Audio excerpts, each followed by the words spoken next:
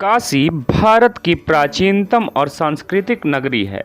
यूं तो काशी में प्रत्येक देवता की पूजा होती है, लेकिन यहाँ के नगरवासियों के प्रिय आराध्य देव भगवान भोलेनाथ हैं, जिनके नाम का जप यहाँ के लोग एक दूसरे से मिलते जुलते या अपने किसी भी खुशी को व्यक्त करने के साथ ही हर हर महादेव के जयघोष के साथ करते हैं। यहाँ पर लोक में प्रचलित उक्ति के अनुसार कंकर कंकर में शंकर का वास है। कहने का आशय यह हो सकता है कि यहाँ शिव मंदिरों की बाहुल्यता है। वाराणसी के दक्षिणी छोर पर स्थित कंदवा पोखरे के किनारे बसा कर्दमेश्वर महादेव मंदिर काशी के प्राचीन शिव मंदिरों में बहुत ही महत्वपूर्ण है, जिसका उल्लेख काशी खंड और पंचकोशी महात्म्य में भी देखने को मिलता है। काशी की धार्मिक और महत्वपूर्ण पंचकोशी यात्रा का यह प्रथम विश्राम स्थल भी है, जहां श्रद्धालु अपनी पंचकोशी यात्रा के दौरान एक दिन विश्राम जरूर करते हैं। ऐतिहासिक दृष्टिकोण से यह कर्दमेश्वर महादेव मंदिर लगभग 12वीं शताब्दी में निर्मित हुआ, जिसका निर्माण गढ़वाल राजाओं ने किया।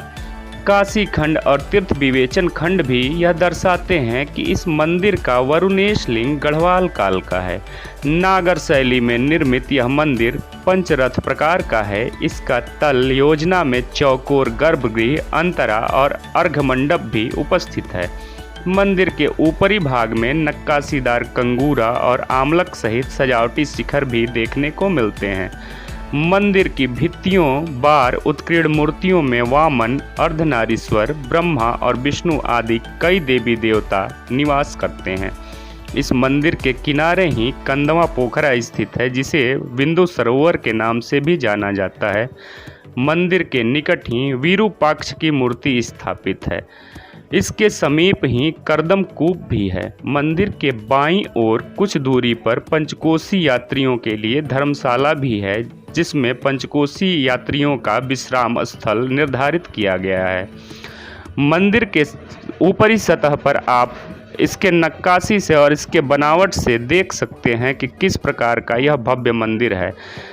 इसमें भगवान शिवशंकर के आलिंगन मुद्राओं की कई छवि भी उकेरी हुई आपको दिखती है।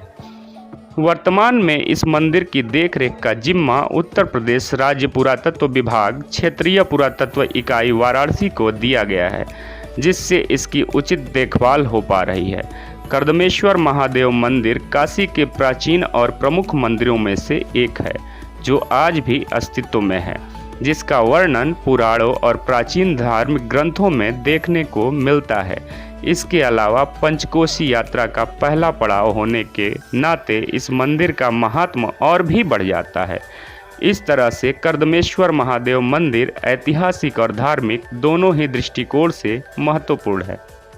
अद्भुत नक्काशी व प्राचीनता के लिए जाने जाने वाले कर्दमेश्वर महादेव मंदिर से जुड़ी हुई कई कथाएं भी प्रचलित हैं। एक कथा के अनुसार एक दिन प्रजापति कर्दम ऋषि शिव की पूजा में ध्यानमग्न थे। तब उनका पुत्र कर्दमी अपने मित्रों के साथ तालाब में स्नान करने गया। उसी समय घड़ियाल उनके पुत्र को खींच ले गया, जिससे कर्दमी के मित्र भयभीत होकर कर्दम ऋषि के पास गए और उन्होंने यह बात बताई, लेकिन कर्दम ऋषि इस बात से प्रभावित नहीं हुए। वे ध्यानमग्न ही रहे। ध्यानावस्था में ही वे संसार की सारी गतिविधियों को देख सकते थे, ऐसा कथानकों में जिक्र है। उन्होंने देखा कि उनका पुत्र जल देवी द्वारा सुरक्षित रूप से बचाकर समुद्र को सौंप दिया गया है। समुद्र ने उसे आभूषणों से सुसज्जित कर शिवगणों को सौंप दिया, जिसे शिवगणों ने शिव की आज्ञा के अनुसार पुनः यथास्थान पहुंचा दिया। प्रजापति कर्दम ने जब अपनी आंखें खोली तो उन्होंने अपने पुत्र को अपने समक्ष पाया। उसके पश्चात कर्दम ऋषि के पुत्र पिता की आज्ञा से वाराणसी चले आए।